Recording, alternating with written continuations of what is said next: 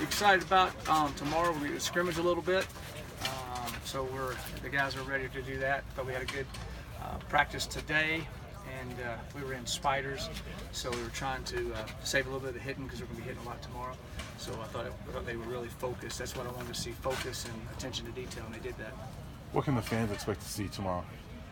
They're going to see very vanilla and see our guys play. We'll substitute a lot of guys in and try to see some younger guys and some guys that haven't played as many snaps play a little bit more tomorrow. Sounds like you guys had to cancel the autograph session afterwards. Is that like an NCAA thing? Or? No, it's an NCAA rule, yeah. That new NCAA rule where it's a dead period from August 1st to August 31st.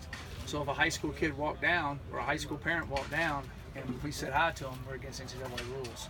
So, the NCAA, I understand why they did that, but that's not the intent. So there might be, they need to relook at that for fans and that type of situation. So, how do you feel like your defensive line is progressing and coming together here in the first few days?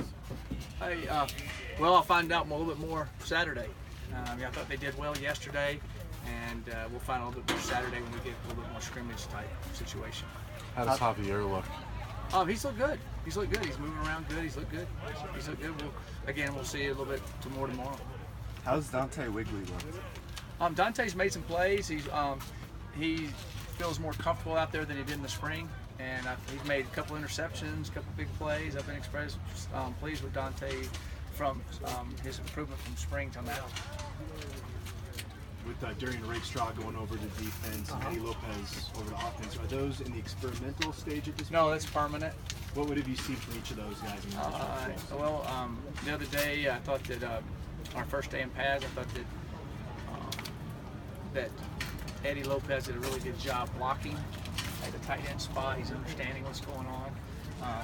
He runs pretty good and catches. He has good eye-hand coordination. He's a basketball player in high school, so his hand-eye coordination's good. So I was pleased with his catching ability and all the drills and everything.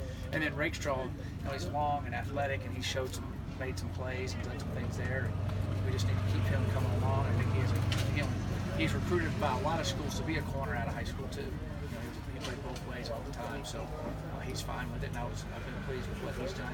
Tomorrow will be a big day for him and Eddie, doing some stuff in the scrimmage. And he mentioned that he's trying to lose some weight. What would be an ideal weight for him in that role? He looks good right now. He's moving around pretty good.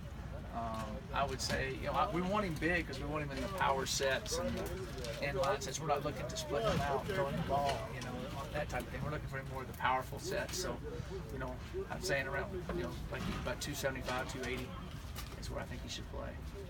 In that area. Does Shamar Hamilton have an injury that's preventing him from practicing right now? We're getting the doctors to look at it. We'll see if he'll be able to go or not.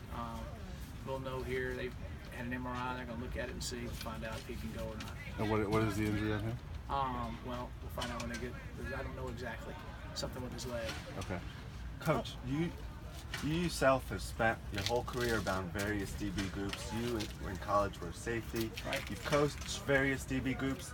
Being that you've kind of seen it all, what's the biggest piece of advice or message you kind of send to this young group going into the season? Wow, there's a ton of messages back there, but I think the main message is at the end of the route, at the end of the play. That's where the DB's always having to make plays. He's having to make the last tackle at the end of the play. He's got to be able to make the play. The ball's always going to be in the air. He's got to get it out somehow, some way. So the end of the play is a defining moment for a DB, period. And so he has to do everything else up front to get in that spot, but at the end of the play, they're going to be in so many spots where they can't panic. They've got to make plays. They got to make interceptions. They got to knock the ball loose. They got to have great judgment as the ball's in the air. So all of those end of the play situations we work at all the time. And I think we work at that more than anybody. I think that's why we had so many PBUs and so many plays, and our kids kept getting better as the years went along because we worked the end of the route, the end of the play. How nice is it to have a guy like Ryan Moeller that can play safety for you, can play buff back for you, create another position back there? He could probably play that also. Just so well-rounded. Ryan's an excellent athlete that's very physical, and he loves playing the game. He's very, very bright. And he also helps us tremendously on special teams. We only play him on two. We'd like to play him on all four, but that'll be too much for him. So we play him on two, and he does a great job there. And he's done a great job at safety and at our hybrid outside backer spot.